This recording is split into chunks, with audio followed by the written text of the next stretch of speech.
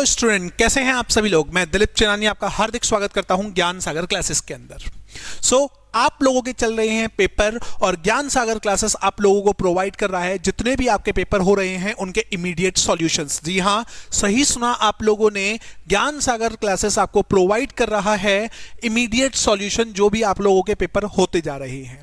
Right, तो आज मैं आप लोगों के लिए लेकर के आया हूं सॉल्यूशन आज के ही पेपर का, कॉर्पोरेट फाइनेंशियल रिपोर्टिंग का। जी हां, कॉर्पोरेट फाइनेंशियल रिपोर्टिंग। आप लोगों ने बहुत सुना है कि सर पेपर सीएफआर का बहुत ज्यादा टफ आता है, ऐसा आता है, वैसा आता है, पेपर लेंदी आता है।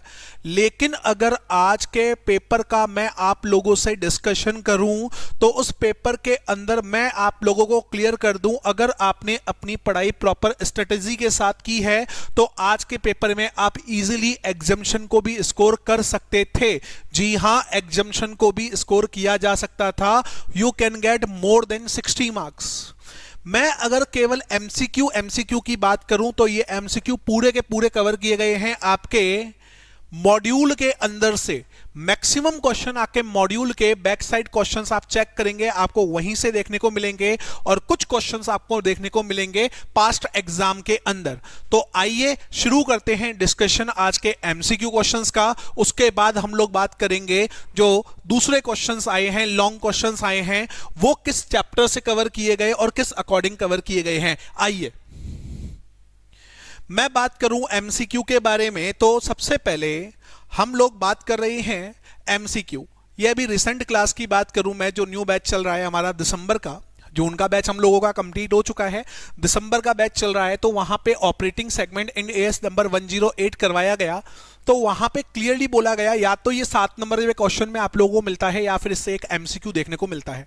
और आप देखिए वही क्वेश्चन आप लोगों को देखने को मिला उसी इंड एएस नंबर 108 के अंदर से। क्या कह रहा है question, if the total external revenue reportable bye operating segment constitute dash of the entities revenue additional operating segment should be identified as reportable segment। अगर किसी पर्टिकुलर सेगमेंट की जो टोटल एक्सटर्नल रेवेन्यू है वो किससे लेस देन होना चाहिए ताकि उसको रिपोर्टेबल माना जाए, तो इस क्वेश्चन का आंसर होने वाला है ए। जी हां, इस क्वेश्चन का आंसर होगा ए। आगे बढ़ते हैं, नेक्स्ट क्वेश्चन की बात करें तो नेक्स्ट क्वेश्चन हम लोगों को देखने को मिला Ind AS number 110 consolidated financial statement से। क्वेश्चन के अंदर आपको कहा गया consolidated financial statement are required to be prepared by Ind AS compile company if holds in investee company. तो हम जब कंसोलिडेशन की स्टार्ट करते हैं तो स्टार्टिंग में ही आप लोगों को बताया जाता है कि अगर आपकी कोई भी एसोसिएट कंपनी है, आपने अगर किसी भी तरीके का जॉइंट वेंचर क्रिएट कर रखा है या आपने किसी भी कंपनी के ऊपर अपना कंट्रोल कर रखा है, सब्सिडरी और होल्डिंग रिलेशन है, तो इन सभी के अंदर आप लोगों को कंसोलिडेटेड स्टेटमेंट बनाने की रिक्वायरमेंट होती है।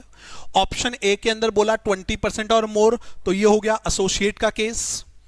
एंटाइटलिंग ज्वाइंट कंट्रोल की बात करें तो ये केस हो गया ज्वाइंट वेंचर का, और यहां पे कंट्रोल ओवर इन्वेस्टी तो सब्सिडरी कंपनी। तीनों का केस हो गया और तीनों के केस में ही आप लोगों को क्या बनाने होते हैं, कंसोलिडेटेड स्टेटमेंट। तो इस क्वेश्चन का आंसर होगा डी। जी हां, इस क्वेश्चन का आंसर होगा डी। नेक्स्ट क्वेश्चन आप लोगों से पूछा गया है गवर्नमेंट अकाउंटिंग से। वैसे भी बेसिकली हम कहते हैं कि गवर्नमेंट अकाउंटिंग एटलीस्ट आपके एग्जाम में 10 से 15 नंबर की पूछी जाती है। तो इस बार गवर्नमेंट अकाउंटिंग से 2 क्वेश्चन एमसीक्यू पूछे गए हैं, मतलब 4 मार्क्स कवर किए गए हैं गवर्नमेंट अकाउंटिंग से। क्वेश्चन में पूछा गया विच of the following is not a feature of government accounting. इनमें से कौन सा फीचर नहीं है गवर्नमेंट अकाउंटिंग का। देखिए, डबल एंट्री सिस्टम बेस्ड होता है, एडहेरेंस ऑफ गवर्नमेंट रेगुलेशन होता है, ट्रांजैक्टिंग थ्रू बैंक्स ये भी होता है।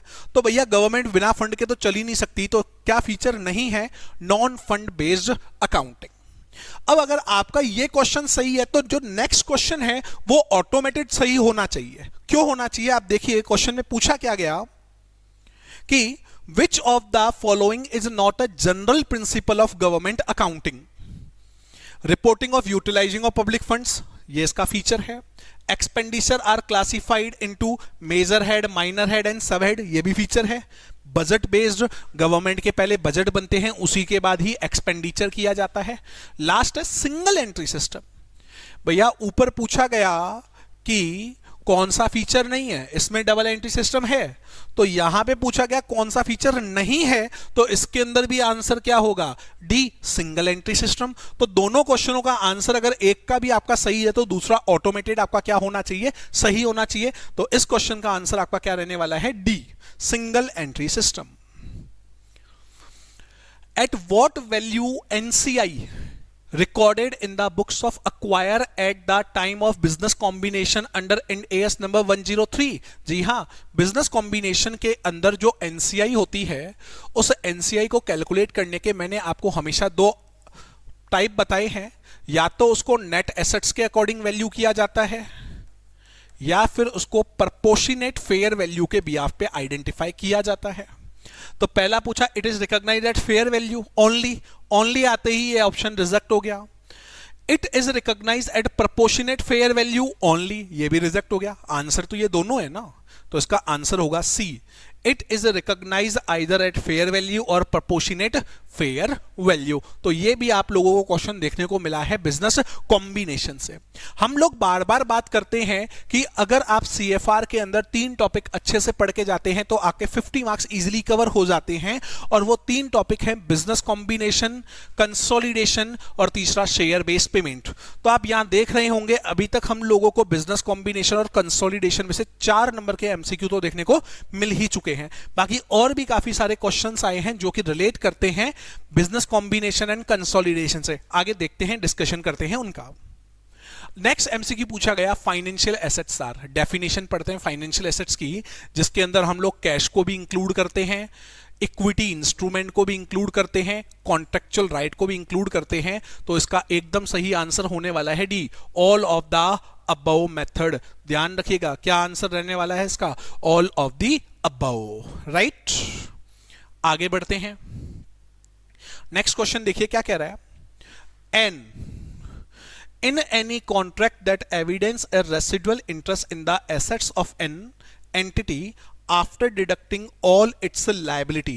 ये पूछना चाहता है कि ऐसा कौन सा इंस्ट्रूमेंट है जिसके अंदर से हम लोग क्या करते हैं, रेसिडुअल इंटरेस्ट को डिडक्ट किया जाता है उसकी लायबिलिटीज के अंदर। तो इस क्वेश्चन का आंसर आपका रहने, जी हां, इस क्वेश्चन का आंसर आपका एकदम सही है। इक्विटी इंस्ट्रूमेंट के अंदर ही हम लोग रेसिडुअल इंटरेस्ट को लेस करके फिर दिखाते हैं, राइट।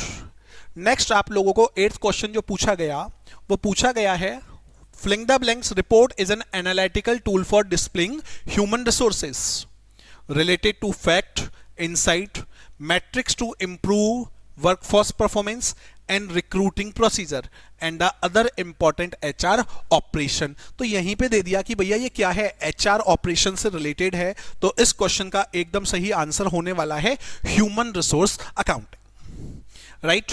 नेक्स्ट देखते हैं, नेक्स्ट क्वेश्चन क्या पूछा है। अभी तक आप लोगों ने देखा जो ऊपर 8 के 8 क्वेश्चन है सारे के सारे रिलेट करते हैं थ्योरी और कंसेप्ट से, और ये सारे क्वेश्चन आप लोगों के मॉड्यूल बेस्ड क्वेश्चन हैं। अगर आपने अपने मॉड्यूल के सारे MCQ कर रखे हैं तो उन क्वेश्चन को करने में किसी भी तरीके की आपको दिक्कत नहीं आएगी। नेक्स्ट क्वेश्चन पहला प्रैक्टिकल क्वेश्चन है, देखिए क्या कह रहा है, अच्छे से समझिएगा। Milky way limited is conducting research in respect of attaching self charging batteries. It has already incurred 15 lakh in the last year for this research. पिछले साल इन्होंने 15 लाख रुपए का खर्चा कर दिया था। During the year, it incurs 5 lakh each month as a part of research expenditure. मतलब 2023 एंड 24 के अंदर 5 लाख हर महीने खर्च किए, तो पूरे के पूरे 12 महीने में इन्होंने खर्च किए 60 लाख रुपए। फिर कहा on 1st 5 2023 director found the research is successful and is going to bring a cash flow of 3 lakh in the coming year of the company. मतलब जो रिसर्च थी वो सक्सेसफुल हो गई 1/5/2023 को। Okay, calculate the impact of the above transaction in the financial year. अब आप एक चीज नोट कीजिए, 1 महीने के बाद ही इन लोगों की रिसर्च हो गई कंप्लीट, तो 1 मंथ की कॉस्ट को तो मैं कर दूंगा अलग, 1 multiply by 5 lakh, and the other जो कॉस्ट हो जाएगी वो हो जाएगी आपकी 11 × 5 55 लाख। तो ये 55 लाख रिसर्च में काम आ रहे हैं, कैपिटलाइज होंगे। तो ये तो हो गई आपकी इंटेंजिबल एसेट्स, और 5 लाख रुपए आपके कहलाएंगे एक्सपेंसेस। तो इस क्वेश्चन का सही आंसर क्या रहने वाला है, expenses 5 lakh and intangible assets कितने रुपए की, 55 लाख रुपए की।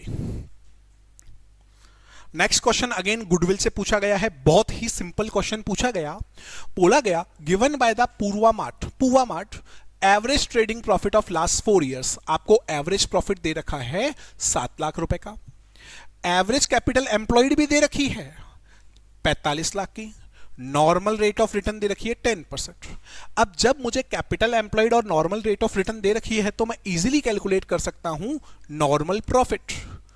45 लाख का अगर मैं 10% निकालता हूं तो 45 लाख का 10% आता है 4,50,000, राइट।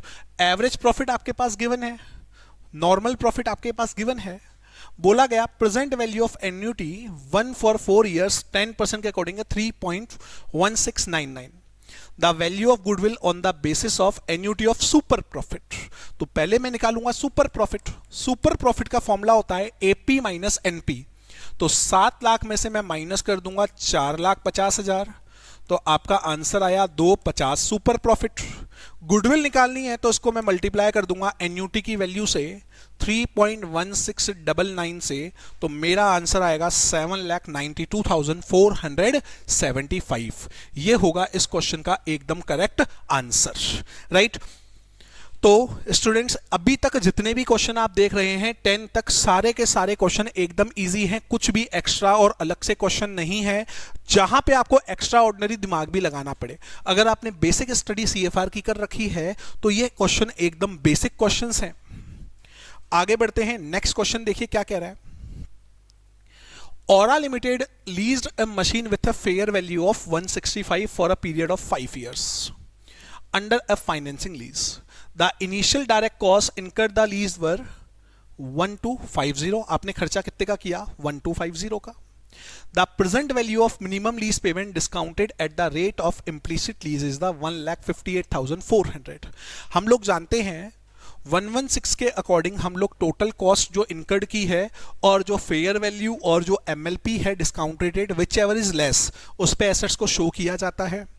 तो which ever is less 1,58,400 plus आपने खर्चा किया 1250 का, इसका टोटल करेंगे तो आंसर आएगा 1,59,650।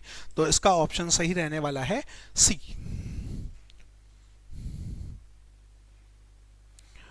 Next question impairment loss. Impairment loss यहां पर इन लोगों ने 2 नंबर में भी दिया है और साथ ही साथ इन्होंने 7 नंबर के क्वेश्चन के अंदर भी इंपेयरमेंट लॉस दिया है। तो बेसिक क्वेश्चन है एकदम, देखिए क्या कह रहा है। A Limited has a machine whose original cost 1,20,000. The accumulated depreciation on machine is 45,000. तो मशीन का कैरिंग अमाउंट कितना हो जाएगा, मशीन का कैरिंग अमाउंट हो गया 1,20,000 रुपए का माइनस 45,000,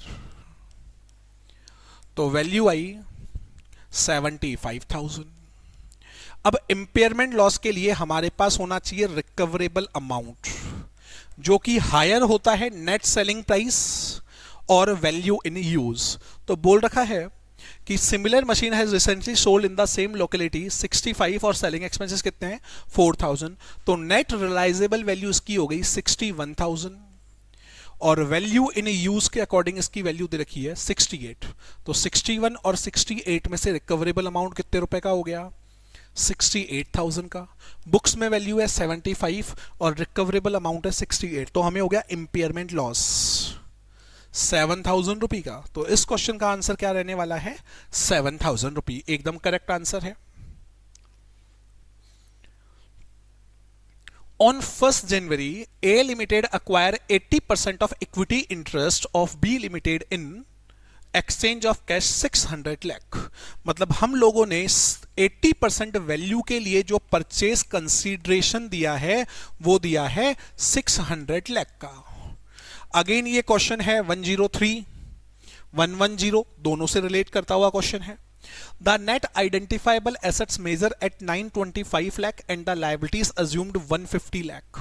हम लोग अच्छे से जानते हैं हम लोगों को निकालनी होती है नेट एसेट्स। तो लायबिलिटीज में से, एसेट्स में से जब लायबिलिटीज को माइनस करते हैं नेट एसेट्स आती है, तो नेट एसेट्स की वैल्यू हो गई 775 लाख।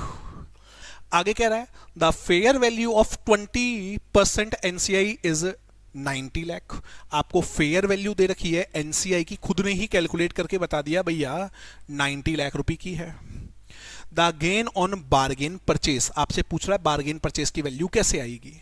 हम लोग अच्छे से जानते हैं purchase consideration plus NCI minus net assets, तो 600 प्लस 90 माइनस 775, आपका आंसर आएगा माइनस का 85 लाख। तो ये हो गई गेन ऑन बार्गेन परचेस। तो इस क्वेश्चन का आंसर रहने वाला है बी।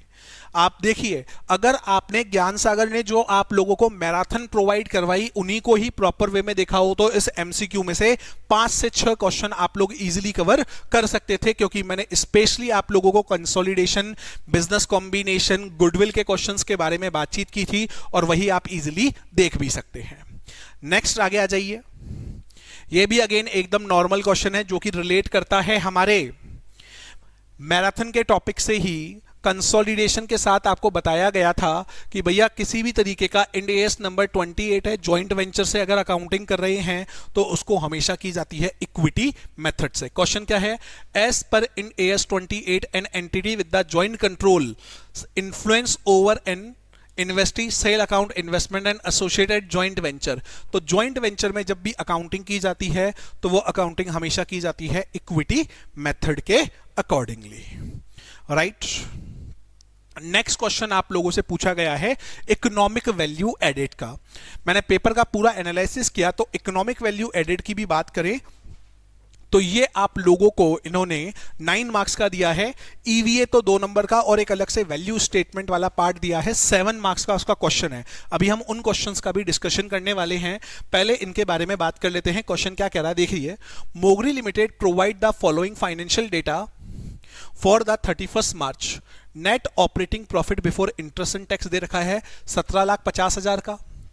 टोटल कैपिटल एम्प्लॉयड आप लोगों को बता रखी है 80 लाख का और कॉर्पोरेट टैक्स दे रखी है 30%। Weighted average cost of capital आप लोगों को दे रखी है 12%। आपको निकालनी है इकोनॉमिक वैल्यू एडेड, राइट। देखिए अब यहां पर आप देखिएगा आप लोगों को operating profit before interest and tax दे रखा है 17,50,000। तो इस 17,50,000 रुपए से पहले मैं माइनस कर दूंगा 30% का टैक्स। सबसे पहले हम लोग इसके अंदर से माइनस कर देंगे 30% का टैक्स। तो 17,50,000 में से मैं जब 30% का टैक्स माइनस करूंगा तो ये वैल्यू आपकी आने वाली है 5,25,000। तो हमारे पास रिमेनिंग रह गया अमाउंट 12,25,000 रुपए। अब मैं निकालूंगा ROCC, रिटर्न ऑन कैपिटल। तो 12,25,000 डिवाइड बाय हम लोगों की टोटल कैपिटल एम्प्लॉयड दे रखी है 80 लाख रुपए इंटू 100, तो ये आपका आने वाला है 15.3125%। अब इकोनॉमिक वैल्यू एडेड का सिंपल सा फॉर्मूला है। इकोनॉमिक वैल्यू एडेड का सिंपल सा फॉर्मूला क्या कहता है कि भैया आपकी रिटर्न कितने की आई है 15.358 और जो आपकी normal weighted average cost of capital चल रही है 12%, इसको माइनस कर दीजिए इसमें से और इसको मल्टीप्लाई कर दो आपके कैपिटल एम्प्लॉयड से। तो 80 लाख से जब मैं इसको मल्टीप्लाई करूंगा तो मेरा आंसर आएगा 2,65,000। एकदम नॉर्मल सा क्वेश्चन आप लोगों को दिया गया है, राइट। तो ये थे आपके एमसीक्यू। मैं फिर से बोलूंगा जो फ्यूचर के अंदर स्टूडेंट एग्जाम देने वाले हैं आपको आपके मॉड्यूल के सारे एमसीक्यू सॉल्व करने हैं। इन 15 में से एटलीस्ट 10 क्वेश्चंस भर के आपके मॉड्यूल में से ही दिए गए हैं, उसी पैटर्न के ऊपर बेस्ड है। अब मैं बात कर लेता हूं इसके डेस्पेक्टिव क्वेश्चंस के बारे में। देखिए क्वेश्चन नंबर 2 हम लोग बहुत अच्छे से जानते हैं कि तो हमारा इंड एएस के अंदर जो सेक्शन ए है वो टोटल 25 मार्क्स का है, तो उसके 2 क्वेश्चन हम लोगों को एग्जाम में देखने को मिलते हैं 14 मार्क्स के। उसी कैटेगरी के अंदर सबसे पहला जो क्वेश्चन नंबर 2A दिया गया है, ये दिया गया है एसेट्स से रिलेटेड कि भैया एसेट्स का कैरिंग अमाउंट कितना है, तो आप लोगों को बताना है कि भैया रिवैल्यूएशन रिजर्व के अंदर कितना अमाउंट जाएगा। ये पीपीई से रिलेटेड जो हमारा इंड एएस है उसके अंदर रिवैल्यूएशन मॉडल जो है उससे रिलेटेड ये हमारा क्वेश्चन दिया गया है 7 नंबर का, जो बेसिकली आप हमारी क्लास के अंदर कवर करते हैं। नॉर्मल सी बात है, आप देख सकते हैं यहां पर भी आपसे पूछा गया है कि the gross carrying amount of assets will be adjusted in the manner is consistent with the revaluation of carrying amount and the accumulated depreciation will be eliminated against the carrying amount of the assets। आप लोगों को केवल क्या पास करनी है, journal entry. आपको बताना है कि जो एसेट्स हैं उस एसेट्स के ऊपर कितनी डेप्रिसिएशन लगी है और जो रीवैल्यूएशन का गेन हुआ है और लॉस हुआ है उसके बारे में आप लोगों को डिस्कशन करना था।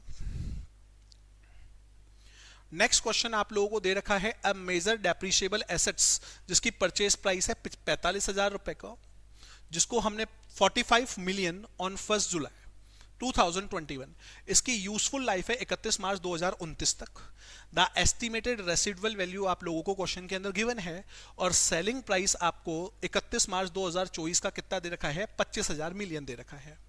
The cost of disposal on expected to be 500 million. तो इस क्वेश्चन का यहां तक पढ़ते ही मुझे पता लग रहा है ये रिलेट करता है इंपेयरमेंट लॉस से रिलेटेड क्वेश्चन है।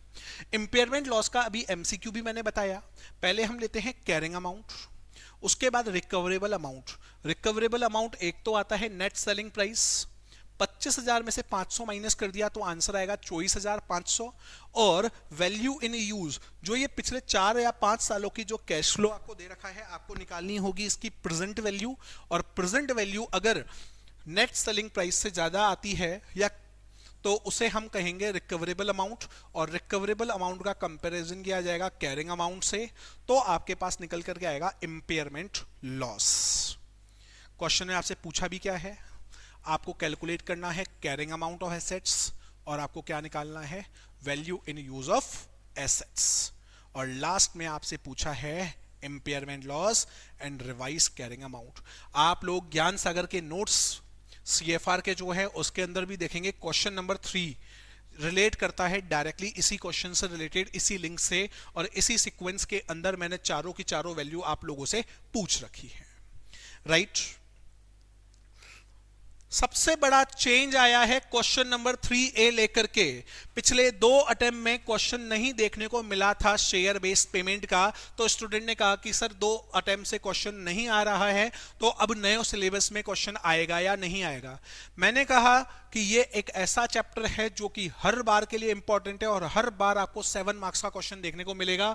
तो वही आप लोगों से एक बहुत ही बेसिक क्वेश्चन पूछा गया है शेयर बेस्ड पेमेंट से। 7 नंबर का क्वेश्चन दिया गया है आपको शेयर बेस्ड पेमेंट में से। उसके बाद 7 नंबर का जो क्वेश्चन आप लोगों को दिया गया है 3 के बी के अंदर से, तो आप देखेंगे ये क्वेश्चन आप लोगों को दिया गया है रिलेटेड टू द गुडविल। जब आप गुडविल निकालेंगे, गुडविल के बिहाफ पे ही, गुडविल के बाद ही देखिए, गुडविल में be valued at 3 year purchase of average trading profit after tax. तो ये क्वेश्चन है shares and valuation of goodwill से रिलेटेड, एकदम नॉर्मल और इजी सा क्वेश्चन पूछा गया है 7 मार्क्स का। इनके डिटेल सॉल्यूशन के वीडियो हम लोग बहुत जल्दी डील करने वाले हैं। इन सारे के सारे क्वेश्चन का डिटेल आंसर जो है, डिटेल सॉल्यूशन है, ये आपको बहुत जल्दी प्रोवाइड कर दिया जाएगा। राइट, क्वेश्चन नंबर 4 जो पूछा गया है बेसिकली ये एनबीएफसी से पूछा गया है। जी हाँ, एनबीएफसी, जिसका प्रैक्टिकल बहुत रेयर चांस है आने का, लेकिन ये 7 नंबर का पूछा गया है। बेसिक क्वेश्चन है, आपको बताना है कि सब स्टैंडर्ड एसेट्स, स्टैंडर्ड एसेट्स, आपको अगर इसका थियोरेटिकल प्रोविजन भी लर्न है तो आप डायरेक्टली मल्टीप्लाई करके क्या कर सकते हैं, इस क्वेश्चन का इजीली सॉल्यूशन कर सकते हैं। नेक्स्ट, अगर इसी के साथ दूसरे पार्ट के अंदर मैं आप लोगों से क्वेश्चन के बारे में बात करूं, तो नेक्स्ट इसके अंदर आप लोगों को जो क्वेश्चन दिया गया है वो दिया गया है इंटरनल रिकंस्ट्रक्शन बिजनेस कॉम्बिनेशन 103 से रिलेटेड क्वेश्चन है, इंटरनल रिकंस्ट्रक्शन। और ये बेसिक क्वेश्चन हम लोगों ने क्लास के अंदर कर रखा है with proper language, past exam से लिंक्ड अप पूरा का पूरा क्वेश्चन आप लोगों को दिया गया है। ये नेक्स्ट क्वेश्चन 5 आप जो देख रहे हैं, ये अगेन 103 से कवर किया गया है। आप लोगों से NCI, gain on bargain purchase, साथ में आप लोगों से न्यू बैलेंस शीट बनवाई गई है फर्म की, 14 मार्क्स का क्वेश्चन। बिजनेस कॉम्बिनेशन को ढंग से देखिएगा। 14 नंबर का तो इन्होंने ये क्वेश्चन दिया है, प्लस 7 नंबर का ऊपर क्वेश्चन दिया, 21 नंबर। 6 नंबर के एमसीक्यू हैं related to the business combination and consolidation. अभी तक टोटल मार्क इन्होंने कवर किए हैं 27 from the business combination and consolidation. जो 6 क्वेश्चन है, ये 6 क्वेश्चन भी एकदम नॉर्मल क्वेश्चन दिया गया है, जहां पर 3 कंपनी का केस है। P डायरेक्टली Q पे कंट्रोल करती है और Q डायरेक्टली कंट्रोल करती है R पर। तो सब्सिडरी की सब्सिडरी मेरी भी क्या कहलाएगी, सब्सिडरी। और यहाँ पर डबल कैलकुलेशन जो वाला पार्ट होता है वो हम लोग एलिमिनेट करते हैं। बेसिक क्लास का क्वेश्चन है ये भी आप लोगों का। ये टॉपिक आपको कवर किया गया है 110 से, ध्यान रखिए। 27 प्लस 14 मार्क्स और देखने को मिल गए कंसोलिडेशन से, टोटल हो चुके हैं 41। मैंने आपको कहा था अगर आप share based payment, business combination, consolidation, share based payment में से 7 मार्क्स का क्वेश्चन और हो चुका है। 27, 14 एंड 7 टोटल आके 48 मार्क्स अभी तक कवर कर दिए हैं इन 3 टॉपिक ने ही, राइट। आगे बढ़ूं, अब जो नेक्स्ट क्वेश्चन आप लोगों को देखने को मिल रहा है वो क्वेश्चन रिलेट करता है इकोनॉमिक वैल्यू एडेड के बाद वैल्यू स्टेटमेंट का, वैल्यू एडेड स्टेटमेंट का 7 मार्क्स का क्वेश्चन है, जहां पे आपको टोटल हमने हमारे बिजनेस के अंदर कितनी वैल्यू ऐड की है उसकी वैल्यू कैलकुलेट करके देनी है। देयर आफ्टर इसके साथ एक थ्योरी दी गई आपको कॉर्पोरेट सस्टेनेबल रिपोर्टिंग की, 7 नंबर की, what are the integral and external benefit of sustainability reporting. 8 marks में जाते हैं तो यहां पर वापस से मुझे वही क्वेश्चन देखने को मिले जो मेरी टेस्ट सीरीज के अंदर, जो आपकी फुल टेस्ट सीरीज हुई थी उसके अंदर मैंने आपको दिया था। Right a note on controller general of accounts और साथ में briefly explain the concept of consolidated fund public accounts. अब यहाँ देखिए गवर्नमेंट अकाउंटिंग कितने मार्क्स की हो गई, 14 मार्क्स की। 4 एमसीक्यू 10 मार्क्स के डायरेक्ट क्वेश्चन, 14 मार्क्स के आपको क्या देखने को मिल गई है, गवर्नमेंट अकाउंटिंग। तो अगर आप पेपर आपका लेंदी जरूर होता है, लेकिन अगर आपने अपनी प्रिपरेशन प्रॉपर वे में की है तो इससे इजी पेपर आप लोगों को देखने को नहीं मिलेगा, राइट। लास्ट में एक क्वेश्चन अगेन पूछा गया है गुडविल एंड बार्गेन परचेज से रिलेटेड, अगेन आपसे बात की गई है 103 की। तो 48 मार्क्स पहले कवर हो गए, plus 4 marks 52। Again very good composer given by 110 and 103, 52। Share based payment को और मैं इंक्लूड कर लूं तो टोटल हो गए 59। और थ्योरेटिकल टॉपिक गवर्नमेंट अकाउंटिंग 14। अब अगर आप लास्ट में रिवीजन मैराथन को भी प्रॉपर देख रहे हैं, आप प्रॉपर अकॉर्डिंगली वर्क कर रहे हैं, तो इस पेपर में इजीली आप 73 मार्क्स इजीली अटेंड कर सकते हैं। वैसे बेसिकली इस पूरे पेपर का मैं ओवरव्यू आप लोगों को दूं तो इससे इजी पेपर इजी है, लेकिन हाँ पेपर नॉर्मल सी बात है, सीएफआर का है तो लेंदी पेपर देखने को मिलता ही मिलता है। तो ये पेपर लेंदी है, लेकिन इससे इजी पेपर सीएफआर का बहुत कम टाइम में हमें देखने को मिलता है, राइट। अब अगली बार हम लोग मिलेंगे सीएफआर के डिटेल सॉल्यूशन के साथ। आज के लिए इतना ही, धन्यवाद।